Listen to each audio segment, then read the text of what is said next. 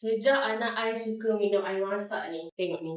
I belikan dia botol air minum. Ini 250ml. Comel sangat. Dekat atas ni, dia boleh main-main. Dia akan ralik lah main dengan botol air dia. Plus, nak minum dia senang je. Tolak kat atas. Dah keluar dah straw dia kan. Dah habis minum, tutup. Comel sangat. Ni design dia. Dia boleh pegang kiri kanan. Tapi kalau tak nak pegang kiri kanan ni, cabut je. So, dia tak payah ada kiri kanan untuk pemegang. Okay, nak pasang pun senang. Letak je balik dekat sini. Macam tu. And then letak kat dalam.